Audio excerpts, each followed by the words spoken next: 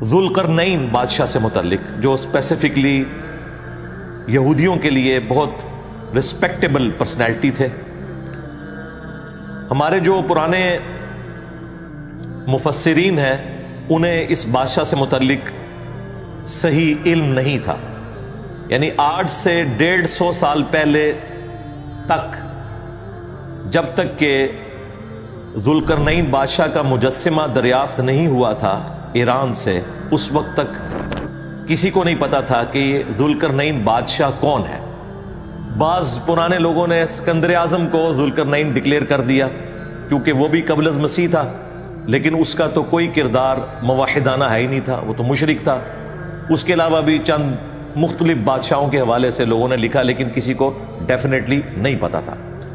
یہ جس ایرا میں ہم بیٹھے ہیں، ہماری خوش نصیبی ہے کہ ہمیں ذوالقرنین بادشاہ سے متعلق وہ انفارمیشن حاصل ہے جو پچھلے آلموسٹ 1250 سال تک کسی کو نہیں پتا تھی، جب تک کہ کھنڈرات نہیں ملے تھے ایران کے اندر اور ان میں سے مجسمہ ذوالقرنین کا نہیں نکلا تھا۔ وہ جب نکلا تو پھر پوری ہسٹری سامنے آ گئی، اور سب سے پہلے اس ماڈرن ایرا میں مولانا ابوالکلام آزاد رحمہ اللہ تعالی نے اس ٹروتھ کو ریویل کیا، اور ان کی یہ ایفرٹ پوری دنیا میں مانی جاتی ہے۔ مولانا مودودی رحمہ اللہ تعالی نے اسے ایکسیپٹ کیا، ڈاکٹر اسرار صاحب نے ایکسیپٹ کیا، اور سب سے بڑھ کر اہل حدیث علماء جو بڑے ہارڈ لائنر ہیں مولانا ابوالکلام آزاد کے حوالے سے، چونکہ وہ بنو امیہ کے حوالے سے کافی سخت موقف رکھتے تھے اور انہوں نے اہل البیت کا مقدمہ بھی لڑا، لیکن یہ بات ماننے پر وہ بھی مجبور ہوئے۔ آج بھی سعودی عرب سے جو قرآن کی تفسیر تقسیم کی جاتی ہے احسن البیان، وہ ایک پاکستانی اہل حدیث عالم صلاح الدین یوسف صاحب کی لکھی ہوئی ہے۔ انہوں نے بھی اس کی تفسیر میں لکھا کہ یہ کریڈٹ ابوالکلام آزاد کو جاتا ہے کہ انہوں نے وہ بندہ ڈھونڈ لیا ذوالقرنین اصل میں کون تھا، کیونکہ قرآن میں تو اس کا کریکٹر آیا ہے موحدانہ، اسکندر اعظم تو وہ ہو نہیں سکتا۔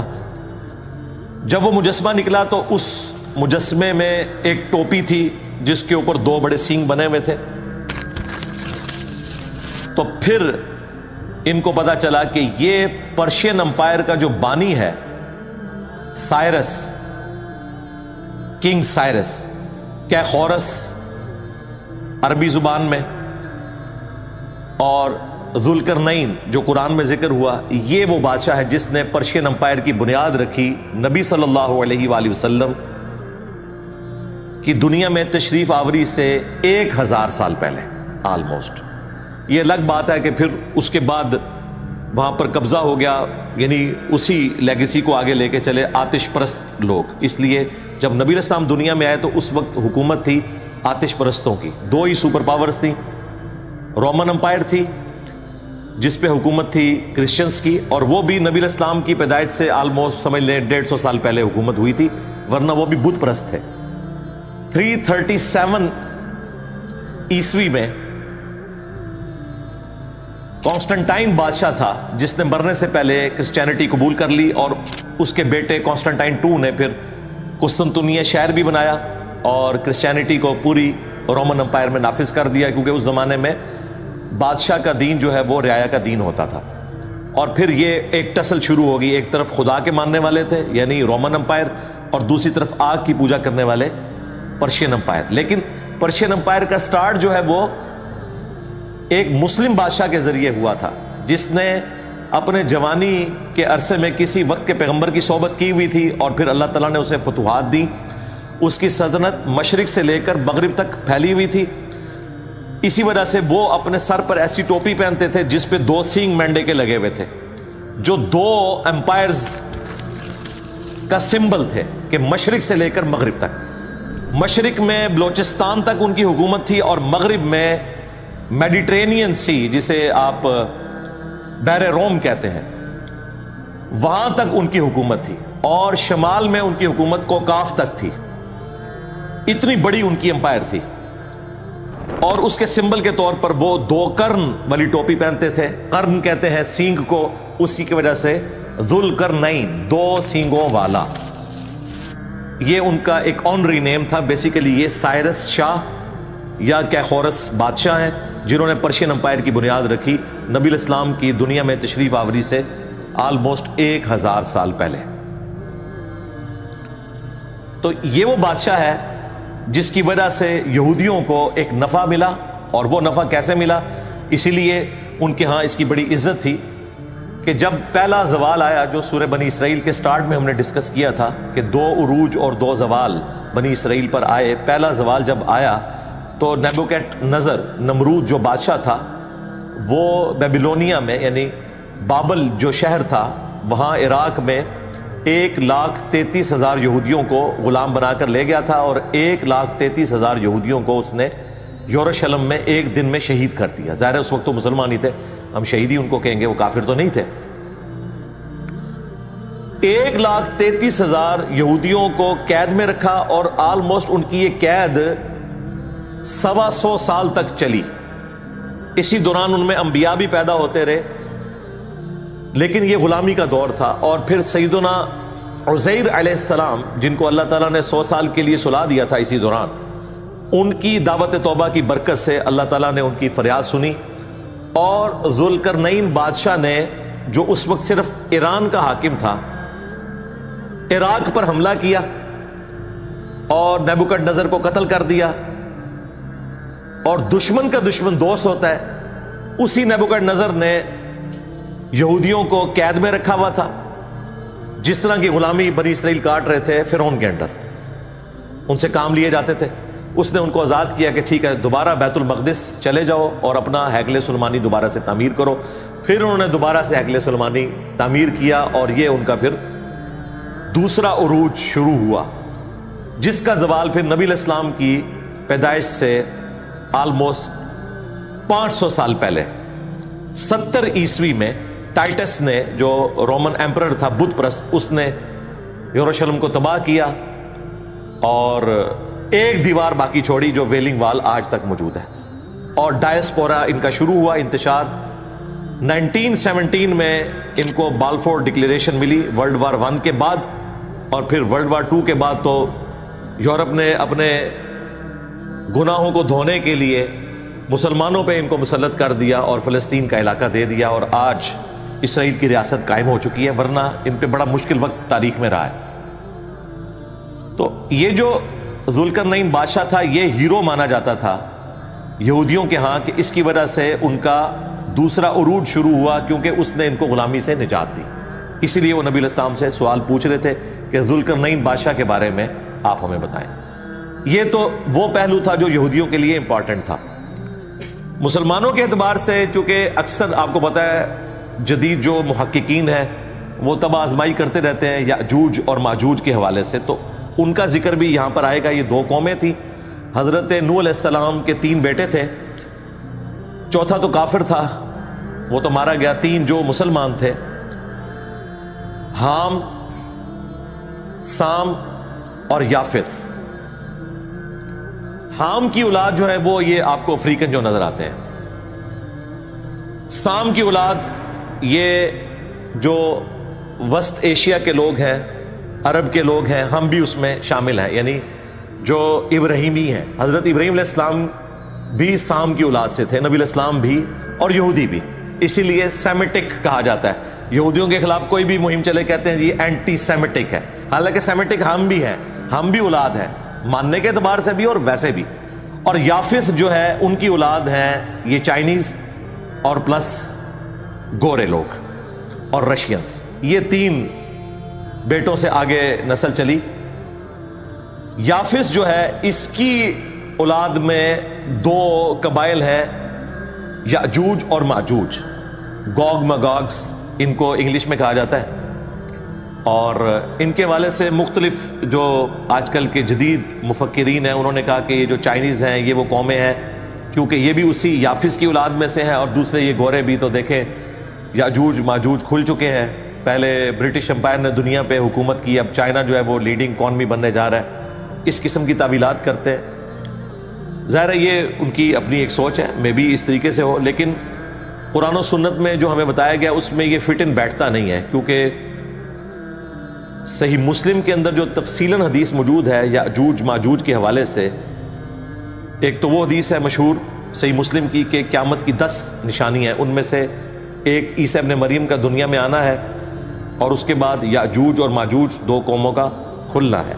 اور دوسری جو مسلم شریف کی تفصیلاً حدیث ہے جس میں عیسیٰ ابن مریم دجال کا قتل کریں گے، اس کے بعد یاجوج اور ماجوج کھول دیے جائیں گے اور وہ پوری زمین پر پھیل جائیں گے اور کوئی جگہ نہیں چھوڑیں گے، جہاں سے گزریں گے پانی پی جائیں گے، کھیتیاں برباد کر دیں گے، حتیٰ کہ مسلمانوں کو ان کے فتنے سے بچانا مشکل ہوگا۔ عیسیٰ ابن مریم کو اللہ تعالیٰ وحی کے ذریعے بتائیں گے کہ آپ مسلمانوں کو لے کر کوہ طور پر چلے جائیں، وہ وہاں پر لے کے چلے جائیں گے، یہ باقی دنیا میں تباہی مچائیں گے، اور پھر عیسیٰ ابن مریم دعا کریں گے، اس دعا کی برکت سے اللہ تعالیٰ ان کی گردنوں میں کوئی کیڑے پیدا فرمائے گا، کوئی وائرس ہوگا، وہ مارے جائیں گے۔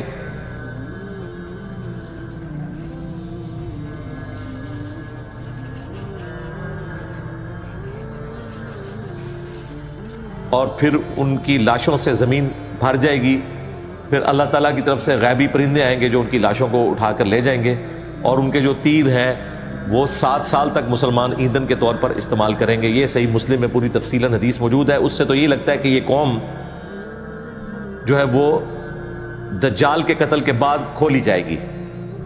اس کی بھی تعویل جدید مفکرین کرتے ہیں، وہ کہتے ہیں بالکل ایسا ہی ہونا ہے۔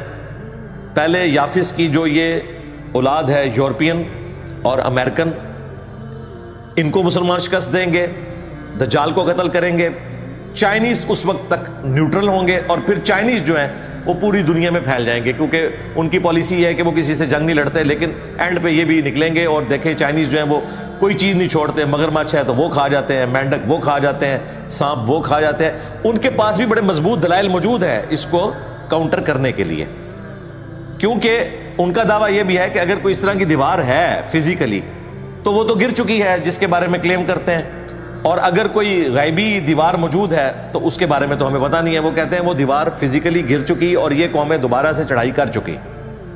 ان کا موقف یہ ہے۔ ہم اس میں کوئی تباہ آزمائی نہیں کرتے، ویسے تو ہمیں تو دور دور تک فی الحال اس طرح کا کوئی فتنہ نظر نہیں آ رہا، اس لیے ہماری زندگی سے تو اس کا کوئی تعلق نہیں رہا۔ جب یہ فتنہ آئے گا تو وہ لوگ دیکھ لیں گے۔ دجال کے اوپر اتنی لوگ ویڈیوز ریکارڈ کرواتے ہیں اور سورۃ الکہف کے اوپر اتنا ٹائم لگاتے ہیں اور اس میں سے نکالتے کیا ہیں؟ اپنا لقمہ اس کے منہ میں ڈالتے ہیں۔ ہم نے تو واضح بتایا کہ صحیح مسلم میں حدیث ہے جو سورۃ الکہف کی پہلی 10 آیات حفظ کر لے گا دجال کے فتنے سے بچ جائے گا۔ اب نبی اسلام نے اس کو اس پہ بھی نہیں چھوڑا کہ حفظ سے مراد یہ ہے کہ اس کی کوئی تفسیر یاد ہو اور آپ نے جا کے علمی ڈسکشن کرنی ہے دجال سے، نہیں۔ وہ الگ سے صحیح مسلم میں ایک اور حدیث ہے کہ جب تم دجال کو اپنے سامنے پاؤ تو پہلی 10 آیات تلاوت کر دینا، تمہیں اللہ تعالیٰ اس فتنے سے بچا لے گا۔ تو اس لیے میں نے عرض کی تھی سورۃ الکہف کے سٹارٹ میں کہ روزانہ ان 10 آیات کی تلاوت کریں، آپ کو انشاءاللہ 10 دنوں میں یاد ہو جائیں گی، تو آپ اس فتنے سے بچ جائیں گے۔ باقی یہ جو لوگ تباہ آزمائی کرتے ہیں اور دجالی سسٹم کی بات کرتے ہیں وہ بھی الگ سے موجود ہے۔ دجال ایک پرسنالٹی کے طور پر بھی آنا ہے قرب قیامت میں۔ میں سٹارٹ میں اس کے اوپر تفصیلاً گفتگو کر چکا ہوں، آج تفصیل میں جانے کی ضرورت نہیں۔ آج کا ٹاپک ذوالقرنین بادشاہ، یعنی 2 قرن والا، 2 سینگوں والا۔ ان کے سر پہ سینگ نکلے نہیں ہوئے تھے بلکہ وہ ٹوپی ایسی پہنتے تھے اور وہ علامت ہوتی تھی ان کی اتنی بڑی امپائر کی۔ ان کا ذکر خیر ہونے جا رہا ہے۔ انہوں نے یاجوج اور ماجوج کے خلاف ایک دیوار بنائی تھی۔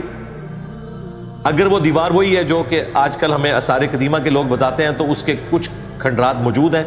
آلموسٹ وہ 50 میل لمبی تھی اور 10 فٹ چوڑی دیوار تھی اور تقریباً 30 فٹ تک وہ اونچی دیوار تھی۔ 2 طرف کوکاف کے پہاڑ تھے اور درمیان میں ایک تنگ گھاٹی تھی جس سے یاجوج اور ماجوج حملہ آور ہوتے تھے۔ اس گھاٹی کو بند کر دیا گیا اور اب وہ قید ہے۔ بخاری مسلم میں حدیث ہے، نبی الاسلام ایک دن گھبرا کر اٹھے اور آپ نے کہا کہ مجھے اللہ تعالیٰ نے دکھایا کہ ایک اتنا سا سوراخ ہو گیا ہے اس دیوار میں۔ اور ایک اور کمزور روایت ہے جامعہ ترمذی میں، اس کو ملا کے ایک رزلٹ نکل سکتا ہے کہ نبی اسلام نے کہا کہ صبح سے شام تک وہ اس دیوار کو چاٹتے رہتے ہیں یہاں تک کہ بالکل وہ باریک ہو جاتی ہے، تو وہ کہتے ہیں کہ ہم کل دوبارہ سے اسے چاٹیں گے اور توڑ دیں گے، لیکن وہ انشاءاللہ نہیں کہتے، تو اگلے دن وہ دیوار اتنی ہی ہو جاتی ہے۔ یہ روایت اگرچہ کمزور ہے لیکن فٹ ان بیٹھتی ہے بخاری مسلم کی اس حدیث میں۔ جس دن وہ یہ کہیں گے نا انشاءاللہ، تو پھر وہ دیوار توڑنے پر قادر ہو جائیں گے اور پھر پوری زمین پر پھیل جائیں گے۔ سورۃ الانبیاء میں بھی یاجوج اور ماجوج کا ذکر آگے چل کر آئے گا۔ اس میں اللہ تبارک و تعالیٰ نے کہا ہے کہ تم دیکھو گے کہ ہر پہاڑی سے وہ سلپ ہوتے ہوئے آ رہے ہوں گے کثرت کی تعداد میں، اور وہ بھی قرب قیامت کا ذکر ہے۔ صحیح مسلم میں بھی قرب قیامت کا ذکر ہے، اور اس میں تفصیل بھی ہے کہ عیسیٰ ابن مریم کے دجال کو قتل کرنے کے بعد یاجوج اور ماجوج نے آنا ہے۔ لہٰذا جو لوگ یہ تعویل کر رہے ہیں نا کہ وہ پھیل چکے ہیں، تو اس اعتبار سے ان کی تعویل کمزور ہے، لیکن اس کا جواب یہ دیتے ہیں کہ کچھ پھیل چکے ہیں اور کچھ جو دوسری اولاد ہے وہ بعد میں آئے گی چائنیز کی شکل میں، واللہ عالم۔ میں نے آپ کو دونوں طرف کی رائے بتا دی ہے۔ اب اللہ کا نام لے کر ہم شروع کرتے ہیں آیت نمبر 83 سے۔ اعوذ باللہ من الشیطان الرجیم، بسم اللہ الرحمن الرحیم۔ وَيَسْأَلُونَكَ عَنْ ذِي الْقَرْنَيْنِ، اور تم سے سوال پوچھتے ہیں ذو القرنین کے بارے میں، یعنی وہ ہستی جو سر پہ ایسی ٹوپی پہنتے تھے کہ جس پر 2 سینگ تھے۔ عن کی وجہ سے ذی القرنین ہو گیا، ویسے لفظ ہے ذو القرنین، 2 قرن والا، جس طرح ورڈ ہے ابو ہریرہ، لیکن جب ہم حدیث میں لیتے ہیں تو عن ابی ہریرہ تو یا بن جاتا ہے۔ سنن ابی داود عن ذی القرنین، تم سے ذو القرنین کے بارے میں پوچھتے ہیں۔ قل سأتلو علیکم منہ ذکرا، اے نبی تم فرماؤ ان قریب میں تم سے ان کا حال بیان کروں گا۔ انا، بے شک ہم نے، مکننا لہو فی الارض، انہیں زمین میں تمکن دیا تھا، اقتدار بخشا تھا۔ وآتیناہ من کل شیء سببا، اور ان کو ہم نے تمام ساز و سامان دیے تھے، یعنی اس وقت جتنے بھی ریسورسز اویلیبل تھے ایک بادشاہ کے پاس ہونے چاہیے جو، وہ ان کو ہم نے دیے تھے۔ فَأَتْبَعَ سَبَبًا، تو انہوں نے ایک مہم اڈاپٹ کی، وہ ایک سفر پر نکلے۔ اب یہ وہ چیز ہے جس کو وہ بعض لوگ کہتے ہیں جی یہ سیڑھیوں کا ذکر ہے۔ اللہ کے بندو، پیچھے ذکر ہوا کہ ہم نے ان کو ساز و سامان دیا تھا، ان ریسورسز کے ساتھ انہوں نے ایک مہم اڈاپٹ کی۔ وہ کیا تھی؟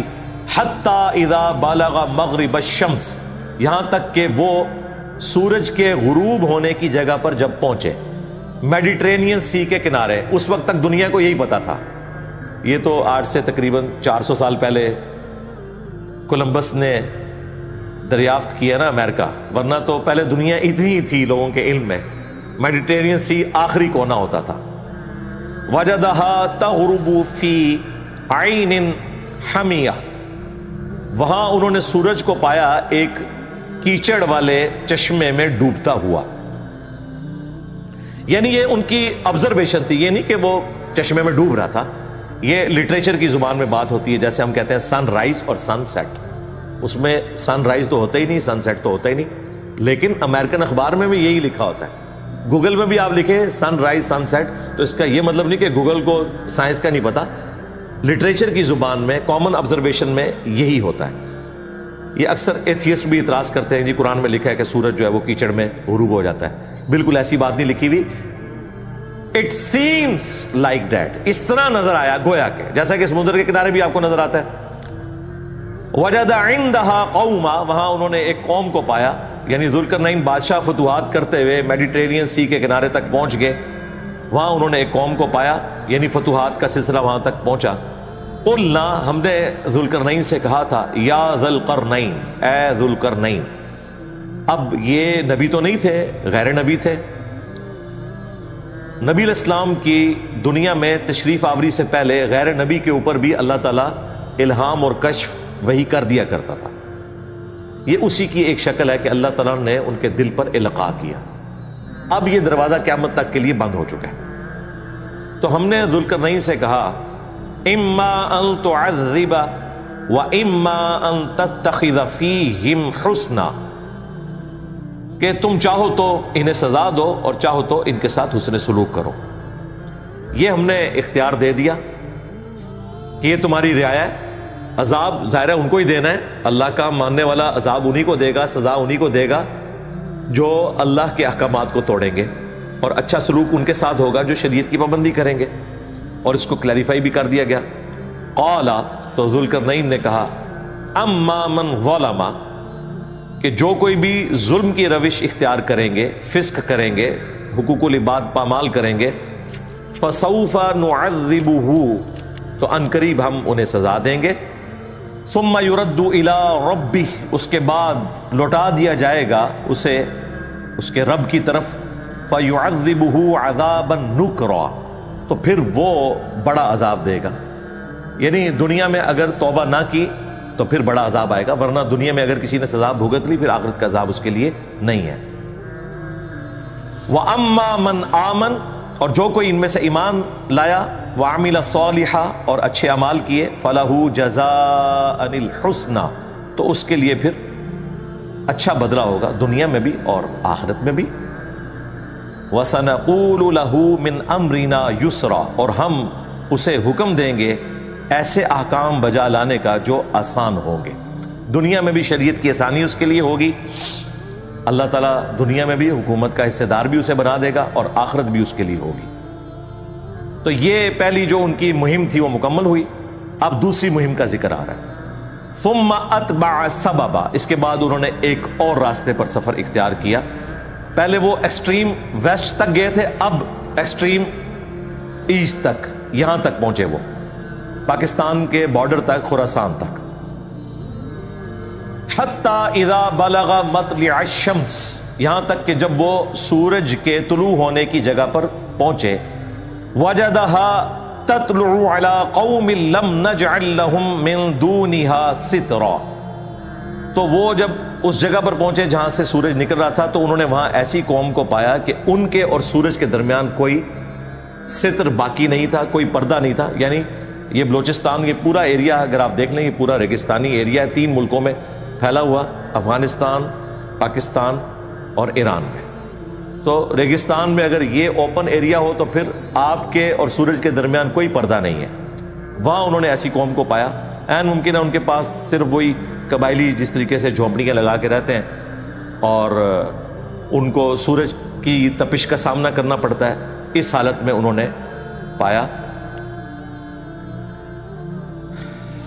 کذالک، اور اسی طرح، وقد احطنا بما لدیہ خبرا، اور ہم نے ہر اس چیز کا احاطہ کیا ہوا تھا جو اس کے پاس تھی، ہم نے اپنے علم سے اس کا احاطہ کیا ہوا تھا. یعنی ذوالقرنین کو جو کچھ ملا وہ اللہ تعالیٰ کے علم میں تھا، جتنی اس کو یہ کوالٹیز ملی.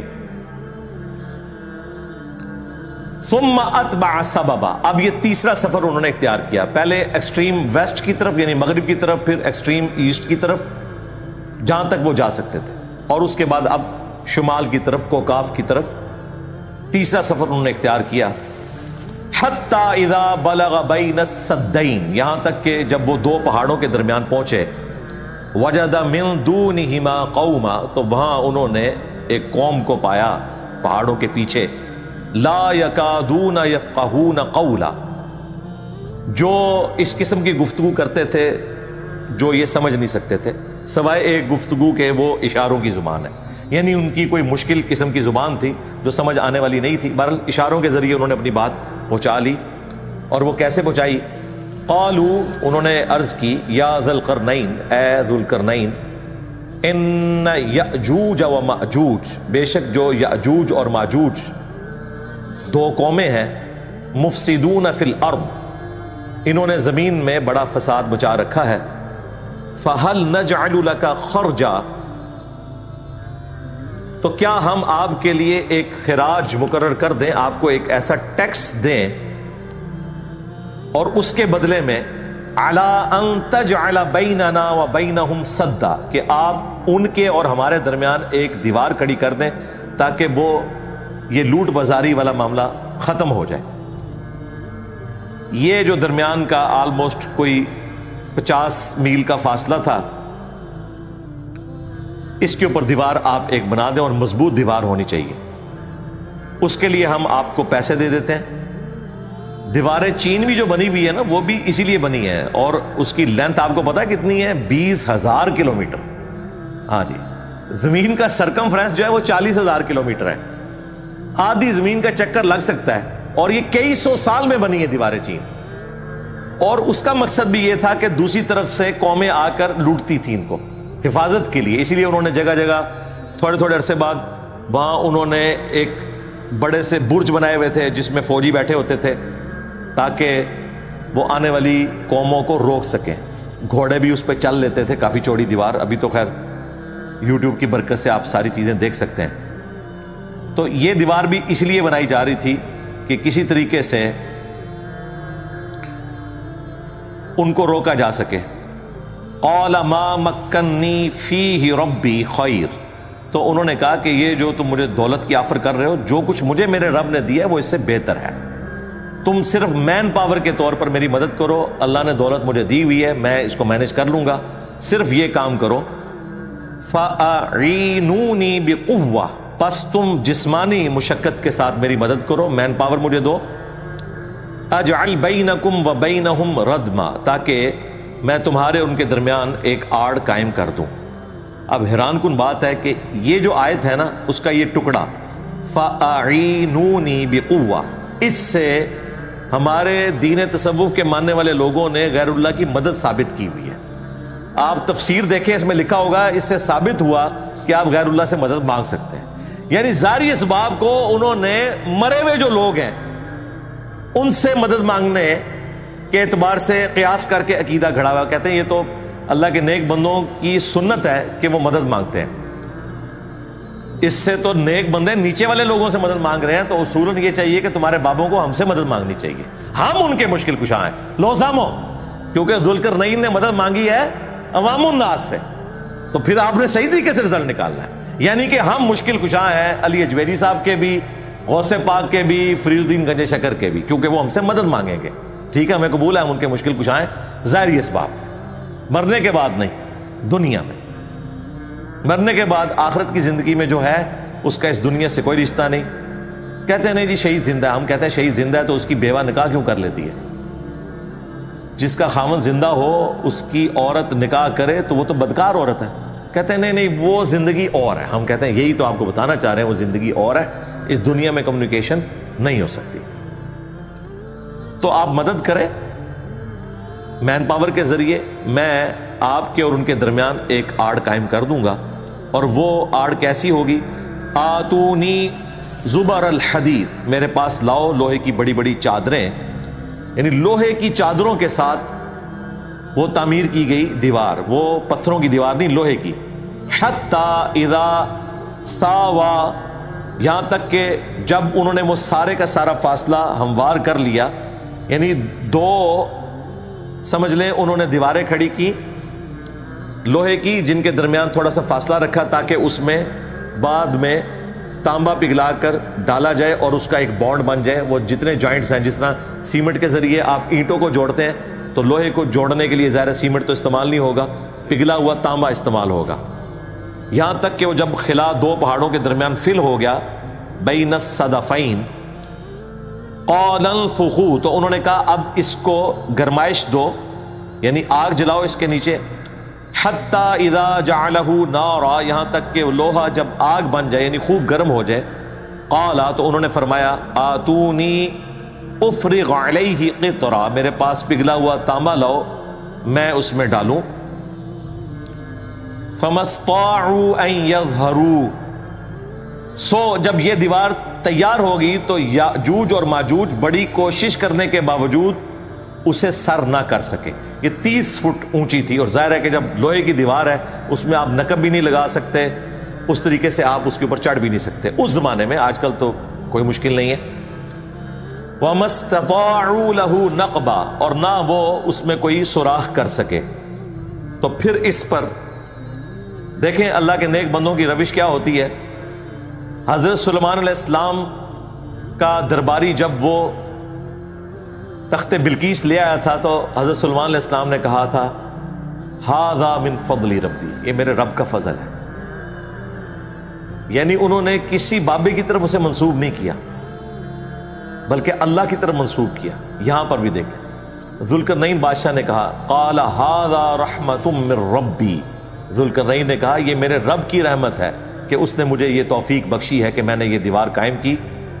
فَإِذَا جَاءَ وَعْدُ رَبِّي جَعَلَهُ دَكَّا، اور جب پھر وعدہ آئے گا میرے رب کا تو وہ اس دیوار کو خود ہی ٹکڑے ٹکڑے کر دے گا، ریزہ ریزہ کر دے گا. اور وہ میں شروع میں عرض کر چکا، قرب قیامت میں عیسیٰ ابن مریم جب آئیں گے دجال کو قتل کریں گے، اس کے بعد یاجوج اور ماجوج کا فتنہ عام ہوگا. وَكَانَ وَعْدُ رَبِّي حَقًّا، اور بے شک میرے رب کا وعدہ سچا ہے.